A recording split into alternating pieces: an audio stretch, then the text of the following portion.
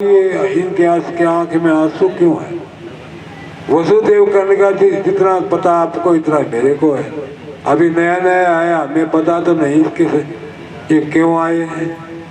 इतनी देर में उद्धव आ गए। उद्धव को कह रहे, उद्धव तुम इसका सखा है, पूछ इसके आंखों में आंसू क्यों है। उद्धव भगवान के पास आए, कहने लगे मित्र आपके आंखों में आंसू क्यों है। अब इधर भगवान जो है, उद्धव बड़े विद्वान है, वैसे बड़े ज्ञानी है। भगवान भी ये लीला करके उद्धव को भी अपने प्रेम का पाठ पढ़ाने चाहते हैं। उद्धव को भगवान कहने लगे एक बात बताओ, जो किसी को कोई याद करता हो तो कोई दूसरा याद नहीं करेगा क्या? कहने लगे करेगा ये तो इसीलिए मेरे याद में जो गोपियां हैं, बाल गोपाल यशोदा मैया की आंखों से आंसू अश्रु रोज बहते हैं। इसलिए माखन मिश्री को देख करके मेरे आंखों में आंसू आ गए। तो भैया इसका कोई इलाज भी है क्या? हाँ इलाज तो है। क्या? वो मेरे को याद करना बंद कर दे तो मैं उनको याद करना बंद कर दूंगा। तुम जाके समझाओ। वो कहने लगे वो तो मूर्ख हैं, बाल है, अनपढ़ है, क्या समझेंगे मेरी भाषा को। फिर भी कोशिश तो करके देखो। ठीक है तुम कहते हो तो जानता हूँ। उद्धव आए हैं, बाल गोपाल तो बैठे थे, जहां से रास्ता था वहीं पे देखा रे इतने दिन में आज आया है, क्योंकि पीताम्बर धारण किया हुआ था। वैसा ही देखा दूर से कि वही आ रहा है।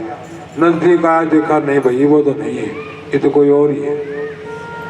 नजदीक से आया, उद्धव ने कहा रे बाल गोपालो, नंद बाबा का घर बताओ कहाँ है।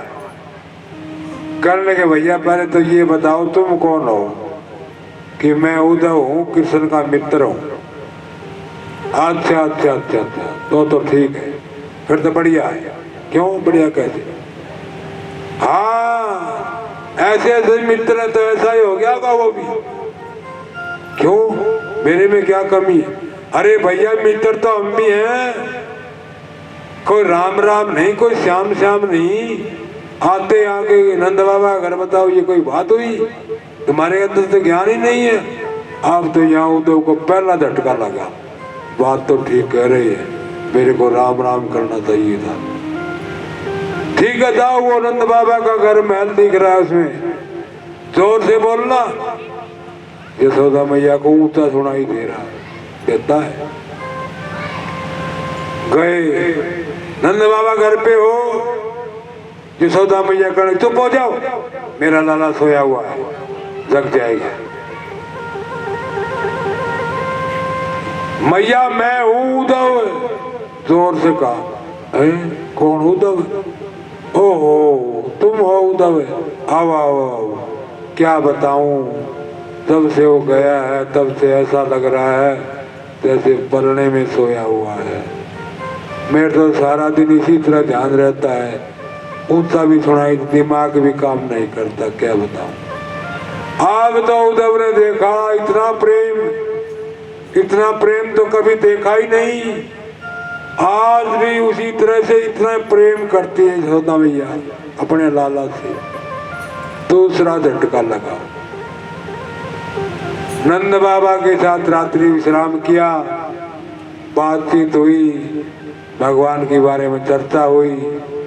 अब सुबह कहने लगे मैं थोड़ा गोपियों से मिलना चाहता हूँ। ठीक है गोपियां कहाँ मिलेंगी? वो वन में मिलेंगी, वो तो वहीं जाकर के इकट्ठे हो जाती है रोजाना। और बस वो और कुछ नहीं, उनको तो बस यही चर्चा रहती है। गए वन में, गोपियां इकट्ठी है, गोपियां आपस में बात कर रही हैं और उद्धव जी ने चुप करके सुन रहे हैं। देखते हैं क्या बातचीत है। एक गोपी कह रही है मेरे को सपने में रात कन्हैया दिखाई दिया। दूसरी कहने लगी हाँ मेरे को भी कन्हैया के दर्शन हुए सपने में। अब राधा रानी थी, उसको पूछा राधा रानी क्या तुम्हारे को भी दर्शन हुए? राधा रानी कहने लगी, गोपियों तुम बड़ी धन्य हो, बहुत धन्य हो तुम्हें। क्यों? अरे तुम्हारे को सपने में दर्शन हो गए, मेरे को तो वो गए जब से, उसके बाद में नींद ही नहीं आई। तो नींद नहीं आओगी तो सपना कहाँ से आओगा? आप तो उद्धव ने देखा राधा रानी का प्रेम तो अखंड प्रेम, ऐसा प्रेम तो हो ही नहीं सकता। उनके बाद में नींद ही गायब होगी, इतना प्रेम राधा रानी का देख करके। और एकदम अतंबे में पड़ गए, उद्धव प्रकट हो गए, कहने लगे, आइए जी आइए, कौन हो आप? मैं उद्धव।